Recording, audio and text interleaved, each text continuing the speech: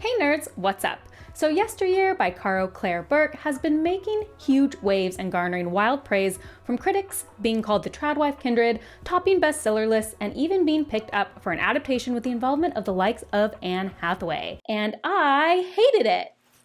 Look, if you're here because you loved Yesteryear because it was fast-paced and thrilling and funny and entertaining, I have no beef with you.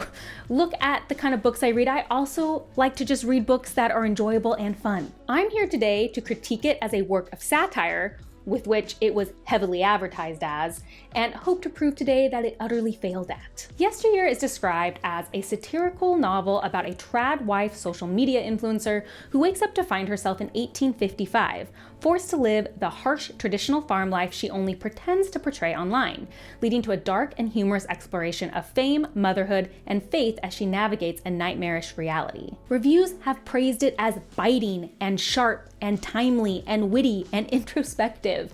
Now, I know that authors often have zero control over how their books are advertised, so there is a huge chance that Burke didn't set out to necessarily consider Yesteryear as some biting satire, and instead that's just how her publisher decided to advertise it.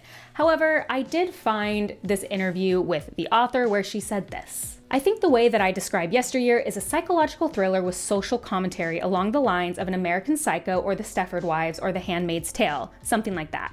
And again, I don't pretend to be in the ranks of those books because they are very classic novels, but I think there is a certain genre of social commentary that blends into horror, and I think Yesteryear fits nicely within that genre." So she says she was trying to make a social commentary, and she compares it to books that are also famously known for being a social commentary. So I think it is fair of me to rate it on how successful it is at being a social commentary. In my opinion, Yesteryear completely fails as a satire and a social commentary because it fails to challenge its reader. It isn't interested in actually giving understanding to its topic, and it's also trying to be four genres at once. And we're gonna dig into what that means right now. Satire is a tricky thing. It usually pushes the topic to the extreme, usually in a humorous way, but it also needs to clearly critique something, whether that's humanity, society, or politics. The best satires make the viewer a little uncomfortable. Are they talking about me? Am I party to this? The best satires stand the test of time and aren't worried about offending their viewers. Yesteryear is attempting to satirize the rise in the trad wife influencer movement. So check mark on all three things a satire can be about, right? It's the intersection of politics, humanity, and society. But it absolutely refuses to challenge its reader at all. And one of the most glaringly obvious reasons for this, in my opinion, is the main character, Natalie. On the surface, Natalie is our perfect character to satirize this subject. She grew up extremely religious, she marries young, she has a ton of kids, she starts a ranch on generational wealth while cosplaying the traditional farm life on social media. Very clearly where the inspiration came from real social media trad wives out there. However, one of the first things I noticed about Natalie is she completely fails at being an authentic religious character. Now, I grew up in religious communities, and I have a lot of friends who are religious, and I have a lot of friends who both stayed in religion and also left religion for a variety of reasons. And I would never claim that everybody's story is the same. A lot of them come through these in very different ways for very different reasons with different backgrounds. I know it's not homogenous. That said, Natalie doesn't seem to fit into any of the categories that I've ever seen in reality. There are clues that Natalie is supposed to be modeled after the more insular and extreme Christian sects, mostly shown by the way it talks about how she keeps her hair long and in braids and wears prairie dresses, even before she goes into influencing, like she's been wearing them as her regular wardrobe in college. There's also things like her mother refusing to admit her husband left, so they'd rather just pretend he's dead because divorce is so taboo. It's also clear by a lot of the storylines in the novel that she's supposed to be extremely politically conservative. Now, I say there are clues to it because Natalie's internal monologue does not match that outward character at all. And in fact, for most of the book, Natalie kind of has the internal monologue of a basic liberal white woman, and it gave me whiplash throughout the entire thing. Now, This happened a lot, but I think a really good example that is non-spoilery because it happens near the beginning of the novel are the following quotes. Both of these happen when Natalie is attending college. Natalie, right? When I looked at her, she added, "We're in the same gender studies class." Rena frowned. "Isn't that like a 400-person lecture?" Well, yeah, but Natalie got into this intense debate with the professor the other day about biological differences. She had all these studies lined up in her arsenal too, like, bam, women are physically weaker, bam, men aren't as good at domestic chores because their eyesight is designed for predatorial work, bam, the female body is designed to nurture, and what do you think of that? The professor was so pissed.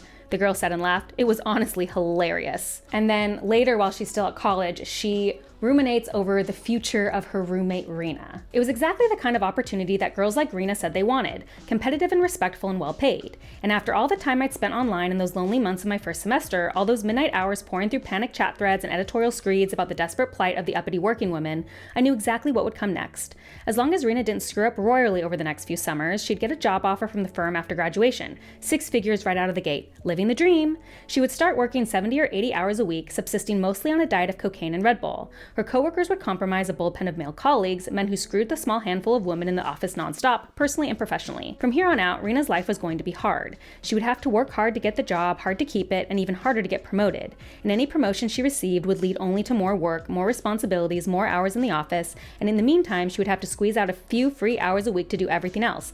Date, stay fit, buy groceries, see friends.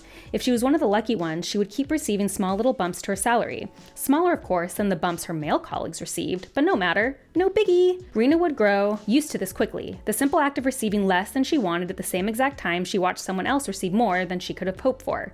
She would spend her 20s feeling disappointment and labeling it gratitude, and then she would convince herself that this was a form of Buddhist enlightenment.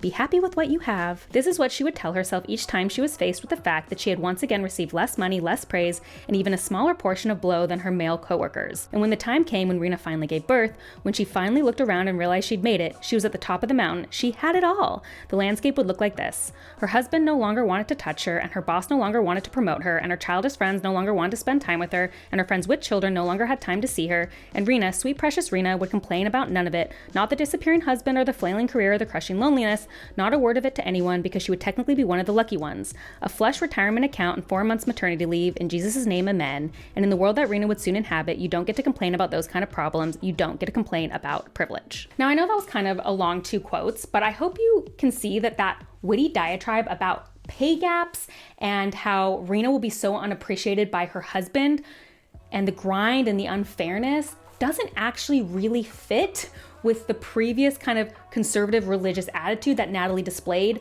within the exact same time period. That diatribe about Rena kind of made me feel like you were supposed to go, yes, go Natalie, in the same way like the Barbie movie monologue was supposed to make you feel. But why would someone like Natalie, who's arguing with professors about the gender differences between men and women, justifying this particular kind of tradwife, insular religious outlook, and then in the same time also be acknowledging pay gaps and the idea that husbands don't appreciate their wives, when usually in that similar, extremely religious sex, they usually say it's on the wife to keep her husband interested and things like that. So it's like this weird mixture of, oh yeah, Natalie's religious and needs to complain about this, but also some like too liberal, self-aware info in there. And that's just, again, didn't read as authentic to me.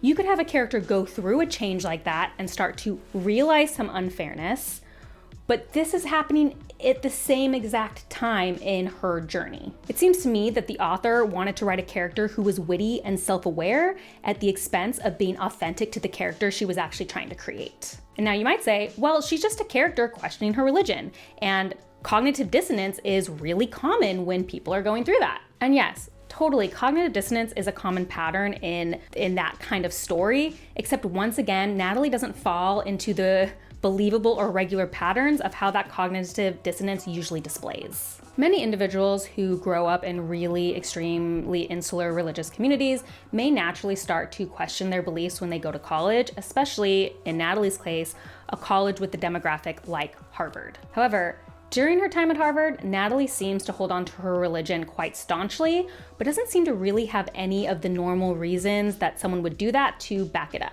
Many people find it hard to leave their religious communities that they grew up in because of the community there is.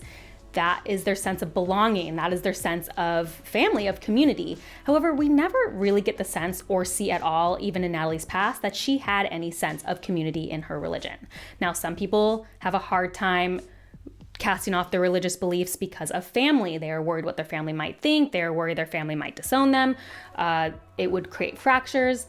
But Natalie doesn't necessarily seem to have a great relationship with either her mother or her sister throughout the novel, so it doesn't seem like a reason that she would stay. So the question kept coming to me in the novel: why does Natalie stay in this religion when her internal monologue from the very beginning is skeptical of it? And yet the whole novel is set on top of that. Now, a lot of people stay because they're relying on the religious experiences of their youth. They had spiritual experiences they feel like could be real, and they're really kind of at odds with themselves about how they feel now. Except that we don't really get the sense that Natalie had a lot of religious experiences, and at least her internal monologue doesn't ever seem particularly religious.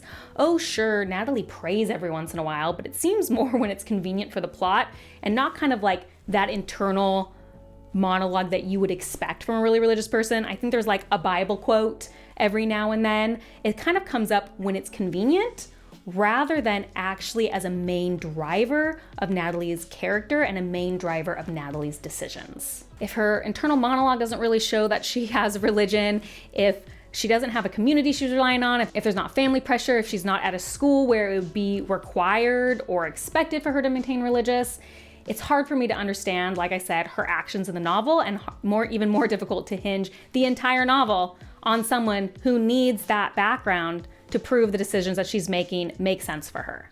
This creates an extra problem later in the book when Natalie starts having this revelation where she's saying like, they told me if I just did this, this, and this. They told me if I got married. They told me if I had the kids.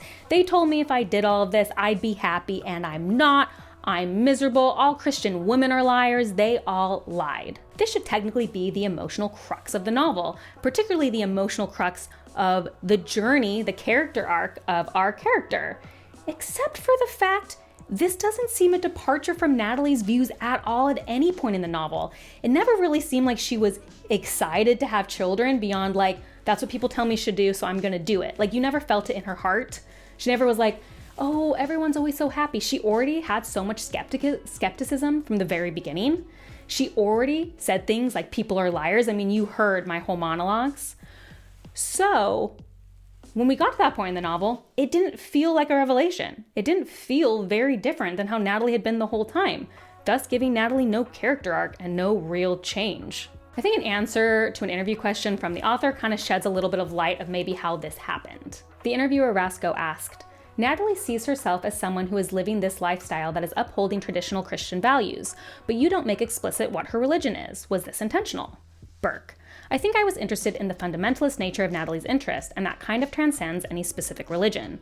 So, the fundamentalist values that she upholds are about subservience. They're about adhering to certain power dynamics, and it was important to me not to be focusing on any one religion so much as focusing on those power hierarchies, which I think are very consistent across a number of religions. I understand Burke not wanting to pinpoint a single religion in her novel because it might kind of overshadow other points she was trying to make.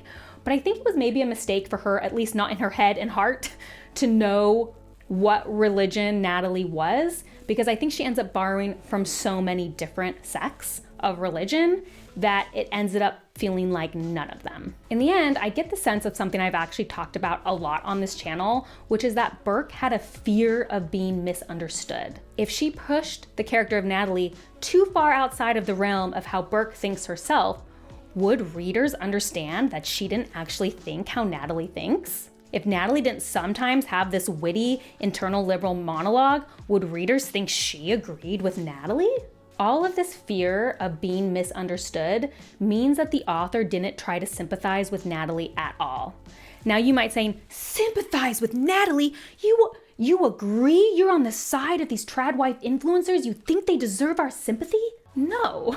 But you can't write a convincing satire or a convincing political critique without truly understanding the why of how people get to where they are. To write a convincing character, You need to understand who they are deeply from the inside, and yes, sympathize with why they are that way, because nobody is the villain of their own stories. There is a reason and an understanding of why they're doing everything they're doing. I kept thinking of a story that one of my favorite authors, Joe Abercrombie, shares a lot, and ironically, he tends to be very known for his great character voice. Soundbite writing advice, the one I usually do is my mother's advice to me, which when she first read some of my stuff, when I first plucked up the courage to show it to my mother, she read it and she read one particular section and said, see, the thing is, you've got to be truthful when you're writing.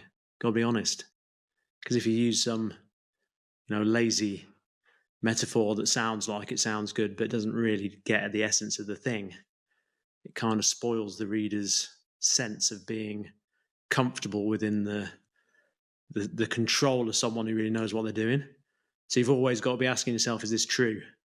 And if you keep true, then hopefully even the most kind of familiar characters and settings will become interesting once again. This is a mild spoiler, but I feel like I need to say it to kind of pull it all together. But at the end of this novel, Natalie has a mental breakdown. She has a literal medical psychotic episode. And I just feel like it was a little bit of a cop-out in terms of really understanding who Natalie was. It makes it too easy to just dismiss everything because it never really feels like what she did is the reason for the nervous breakdown. It feels like inevitable of who she was. Because Natalie has never felt like she has a truthful inner monologue, it makes it really difficult to explore the rich tapestry of potential thematic elements that were possible with the novel. I'm thinking themes like the hypocrisy of advertising a trad wife lifestyle when the woman influencer is actually the primary moneymaker of the family, why the trad wife aesthetic has taken off and why it performs well on social media, generational wealth and cosplaying poverty, trad wife as a movement versus the actual historical reality, how the patriarchy also damages men's opportunity when it has strict definitions of manhood, and how women often uphold the patriarchy themselves. All of these ideas were hinted at, but in order to fully explore them and make commentary on them, we'd have to see the truth of them, the truth of how people get and believe these ideas, which would, yes, come from getting into a sympathetic mind frame of these characters and sympathizing and kind of being on their side through this journey to really get a sense of how it happens. And yes, that might mean that somebody would misunderstand your book and think you're supporting something that you're really not.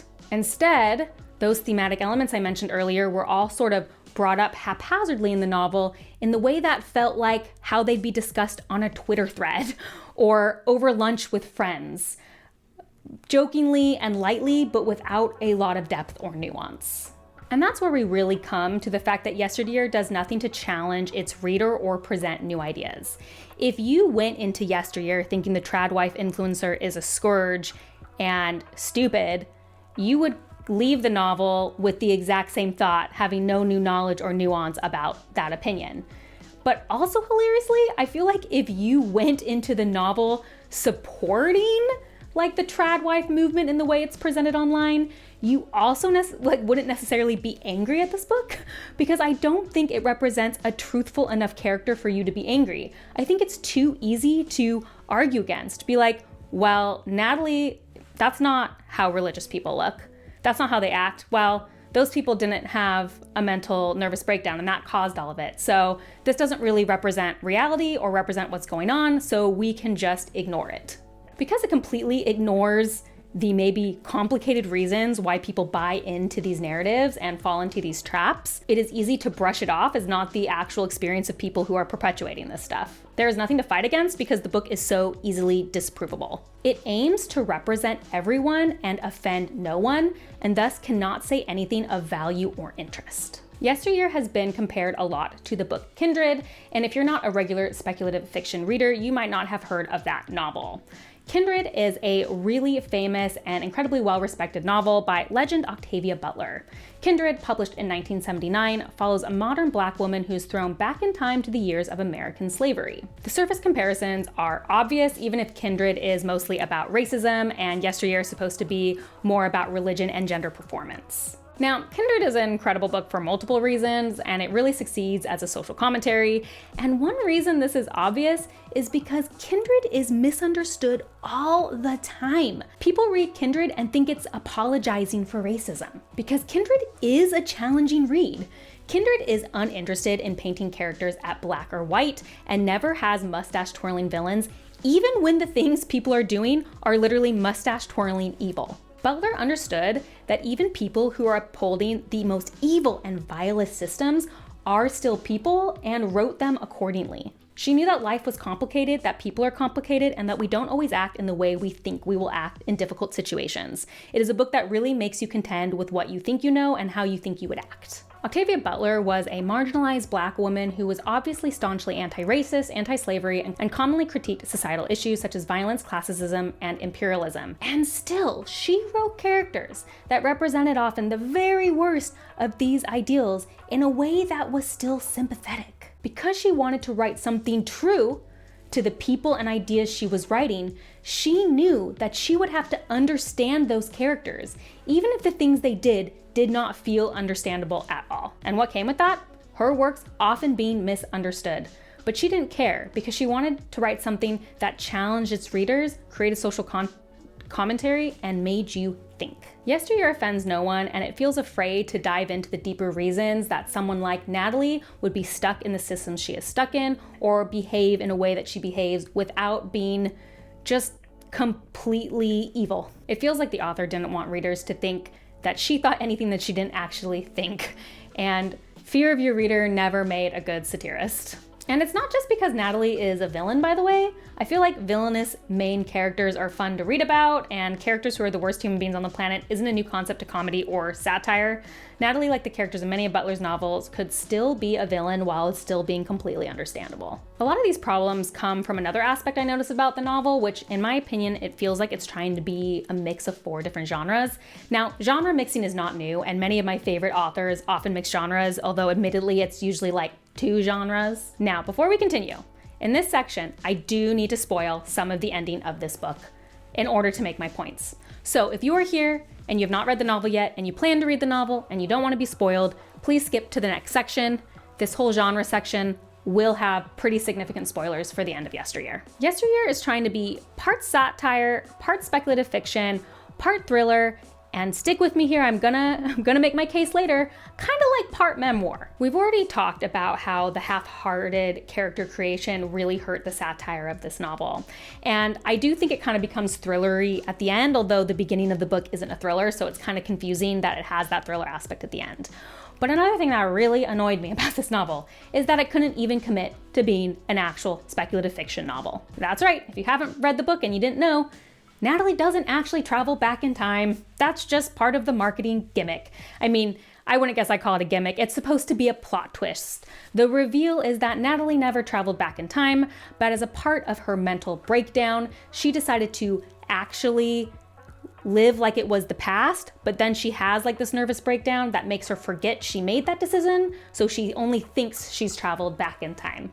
This reveal infuriated me on so many levels. It's kind of funny because up until that reveal, I was already kind of annoyed by the sections in the past. One, because there were so few of them and I felt like they weren't doing absolutely anything to forward Natalie's character. So I kept being like, why does she have this device of Natalie going into the past if she's not changing or learning anything as a character? I was also annoyed because it felt very inauthentic and didn't feel like it was really the past. Now, in fairness, now that I know the plot twist, that might have been purposeful. I say that with a question mark because it probably was. Maybe that was the hint because I caught the hints because it didn't feel authentic. But I'm wondering if it was because it seems like the author really wanted people to believe she was back in time. So I feel like I can't argue that a ton. But the lack of commitment of it actually being speculative fiction, just for the shock factor of the twist, completely makes the novel fall apart, in my opinion, because it completely ruins a lot of the exploration of those thematic elements about the cosplaying of poverty and the historical reality versus the actual reality, which it seemed like the author wanted to do. But then when you erase all that, it kind of erases any work you did on those thematic elements. Ultimately, it kind of seems like Burke's only rule when writing this novel was what will shock the readers most, which can be a fun novel to read, but in general usually aren't my favorite because it often leads to a lot of internal inconsistencies.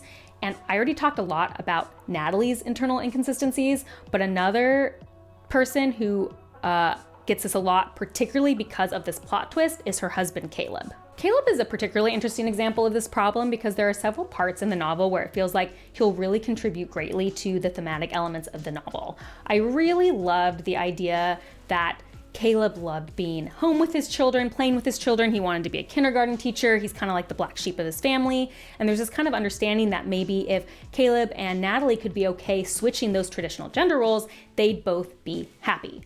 But it doesn't really go beyond that one time. But one of the most confusing things about Caleb is how he acts in the past. As a reminder, just in case you haven't read it, when she goes in the past, she calls her husband old Caleb because she thinks she's in the past, and she says that he kind of looks like her husband, but he's not her husband. So Natalie believes old Caleb is not her husband. Now, it's well established in the novel that Caleb and Natalie do not have good intimacy. So when Natalie travels into the past, she gets injured, and so there's a time when she's just by herself, but then it moves to this plot point of old Caleb saying, essentially, I'm doing my husbandly duty and we're going to sleep in the same bed because we are husband and wife and you're gonna do your wifely duties. And when you're reading it as it's from the past, this seems to make sense because that's kind of our ideas of the gender roles that were the extreme gender roles of the past. Then there kind of ensues this sexual assault scene that's pretty questionable because it kind of ends with Natalie saying she's the most satisfied she's ever been, even though it starts very clearly as her feeling it's assault. Now, in fairness, there's a lot of religious undertones to this, like she's having a religious experience. And just because a scene is uncomfortable doesn't make it unworthy to write about. And I think there could be a lot of interesting things to discuss in the terms of extreme religious experiences and how it might intersect with a lot of other themes of the novel. But do we get that? No, for two primary reasons. One, when you find out it's just real Caleb, it becomes really weird for his character. He has never acted that villainous up until this point, to the point where I think it would be incredibly out of character that Caleb, who clearly knows his wife is having some sort of nervous breakdown and is mentally not completely in reality and knows who he is, to force himself on his wife is very bizarre for his character and very icky in a way that is not explored or even makes sense. Combined with that, once you find out that Natalie's experiences in the past are because she had a mental breakdown, it also erases any possible growth her character could have had in the past. So when you compound that with characters not acting in a way that makes sense for the situation, it's really difficult to feel that those moments have any impact on the overall narrative. So this uncomfortable scene ends up, once again, just feeling like it was put in there for shock value. Now, you might remember I said something about memoir. Now, obviously, I do not think any of this comes from Burke's life. I am not saying that. What I am saying is I think she got some inspiration from memoirs, particularly of memoirs that are kind of more frequently coming out of children who have suffered abuse at the hand of their family vloggers or their parents being influencers. The end of Yesteryear was a huge head scratcher for me. The epilogue is essentially Natalie reading the beginning of the book one of her daughters wrote about escaping the Yesteryear farm, about all of these things she missed out on, kind of the abuse, and that's the end of the novel, like the hope that she will, do something grand with her life and that she can move on. It felt very inspired to me, kind of like by the memoir, The House of My Mother by Sherry Frankie, the daughter of the abusive influencer Ruby Frankie. It felt very much like an ending that was supposed to give hope to Natalie's daughter and to really de-center the abuser and center the victim like we should. Oh, except wait a minute, this is fiction? We don't need to de-center the abuser and center the victim in fiction. These aren't real characters, and the fact that we have followed Natalie this entire time and been invested in Natalie, and honestly have not heard or interacted much with Natalie's daughters other than what was needed for Natalie's story, for her character, makes this ending so tonally confusing to me. Why should I really care about Natalie's kids? This is a story about Natalie and her journey. And so the ending that felt like the ending of a real memoir that's supposed to be like centered on, the victim, just doesn't make any sense. Once again, it just felt like a book that didn't know what it wanted to be and was kind of throwing a lot of different ideas into the pot without really examining how they would come together to really forward thematic elements or forward an idea. Although I have many other little gripes with storytelling, in the end it all boils down to this. Call a spade a spade. Call Yesteryear what it is, a novel that is meant to be as entertaining and shocking as possible. It should have been advertised as a dark comedy, and there is absolutely nothing wrong with that. Like I said, reading dark comedies is really fun. But Yesteryear should not be called a satire or social commentary, because doing that waters down the meaning of those words and how important those books are in the fiction landscape. In the end, oddly, the only thematic element that showed up multiple times and was stated by multiple characters is to be kind. And in a story that's centered on traditional gender roles and the trad wife influencer, it does feel odd that that's the thematic element that's harped on a lot. So, there's always that one popular book we don't like. I love so many popular books, and this one didn't do it for me. In fairness, I do think if it had been advertised to me as a dark comedy, I would have enjoyed it more. If you've been on my channel a lot, you know that I am a character first reader, so I think no matter what, the inconsistent character work in this novel wouldn't have ever thrilled me. It would have never been a 5 stars, but I think I wouldn't have been as angry at it if I wasn't constantly being sold as some giant satire and social commentary that I was very excited to read and read those themes. So I know a lot of people love this book and you might be really angry, and tell me your anger, tell me how wrong I am, that's okay, that's your right. I got my feelings out, you get your feelings out, or whether or not you agree with me, you can tell me a popular book that didn't do it for you if you need that. As always, if you like these kind of deep dives and analysis into books, please like and subscribe. That is the best way to support me. And if you want to see what I am currently reading as well as other nerdy rants, you can check me out on Instagram at bookborn.reviews. I'll see you next time. Bye.